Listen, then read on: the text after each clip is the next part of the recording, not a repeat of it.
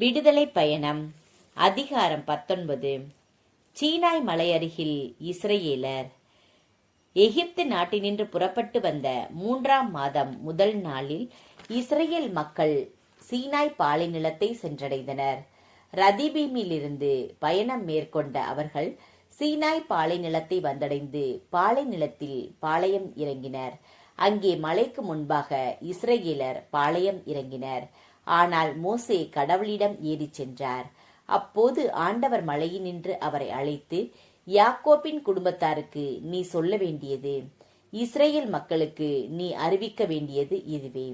நான் எகிப்திற்கு செய்வதையும் கழுகுகளின் இறக்கைகளின் மேல் உங்களை ஏந்தி என்னிடம் வந்து சேரச் செய்ததையும் நீங்களே கண்டீர்கள். நீங்கள் என் வார்த்தைகளுக்கு செவிசாய்த்து என் உடன்படிக்கையை கடைபிடித்தால் அனைத்துலகும் என் உடைமையெனிலும் நீங்களே எல்லா மக்கள் இனங்களிலும் என் தனி சொத்தாவீர்கள். மேலும் எனக்கு நீங்கள் குருத்துவ அரசராகவும் தூய மக்களினமாகவும் இருப்பீர்கள். இவ்வார்த்தைகளே நீ இஸ்ரேல் மக்களிடம் கூற வேண்டியவை என்றார். மோசே வந்து மக்களின் தலைவர்களை வரவழைத்து ஆண்டவர் தமக்கு கட்டளையிட்ட இக்காரியங்கள் அனைத்தையும் அவர்களுக்கு எடுத்துரைத்தார். மக்கள் அனைவரும் ஒரே குரலாக, ஆண்டவர் கூறியபடியே அனைத்தும் செய்வோம் என்று மறுமொழி கூறினர். மக்களின் பதிலை மோசே ஆண்டவரிடம் சமர்ப்பித்தார். ஆண்டவர் மோசேயை நோக்கி, இதோ நான் உன்னோடு பேசுவதை மக்கள் கேட்கும்படியும் என்றென்றும் உன்னை நம்பும்படியும் நான் கார்மேகத்தில் உன்னிடம் வருவேன் என்றார். மோசேயும் மக்களின் வார்த்தைகளை ஆண்டவருக்கு அறிவித்தார்.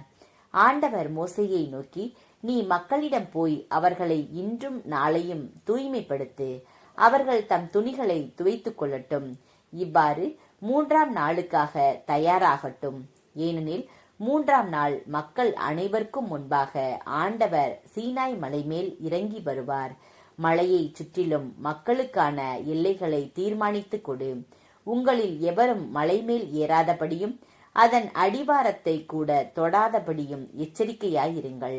மலையை தொடுபவர் யாராகினும் கொல்லப்படுவது உறுதி. அத்தகையவரை யாரும் கையால் தொடாமல் கல்லால் எறிந்தோ அம்பால் எய்தோ கொள்ள வேண்டும்.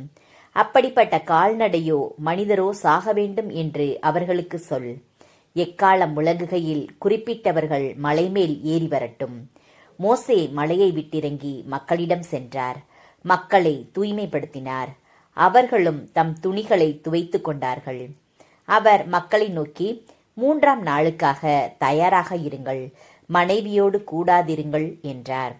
3ஆம் நாள் பொழுது புலரும் நேரத்தில் பேரிடி முழங்கியது, மின்னல் வெட்டியது, மலைமேல் மாபெரும் கார்மேகம் வந்து கவிழ்ந்தது, எக்கால பேரொளி எழுந்தது.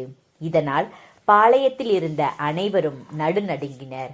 கடவுளை சந்திப்பதற்காக மோசே மக்களை பாளையத்திலிருந்து வெளிவரச் செய்தார். அவர்களும் மலையடிவாரத்தில் வந்து நின்றார்கள். சீனாய் மலை முழுவதும் புகைந்து கொண்டிருந்தது. ஏனெனில் ஆண்டவர் அதன் மீது நெருப்பில் இறங்கி வந்தார். அதன் புகை தீச்சுளையில் இருந்து எழும் புகை போல் தோன்றியது. மலை முழுவதும் மிகவும் அதிர்ந்தது.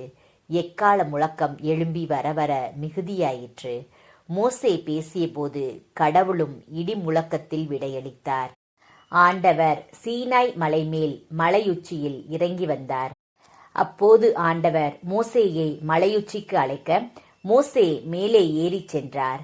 ஆண்டவர் மோசேயை நோக்கி, இறங்கிச் செல். மக்கள் ஆண்டவரை பார்க்க விரும்பி எல்லை மீறி வராதபடியும் அவ்வாறு வந்து பலர் சாகாதபடியும் அவர்களை எச்சரிக்கை செய்.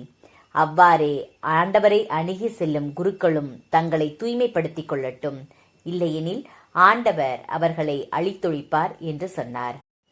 மோசே ஆண்டவரிடம், சீனாய் மலை மேல் மக்கள் ஏறி வர மாட்டார்கள், ஏனெனில் மலைக்கு எல்லை அமைத்து அதை புனிதப்படுத்து என்று கூறி நீர் எங்களை எச்சரித்துள்ளீர் என்றார்.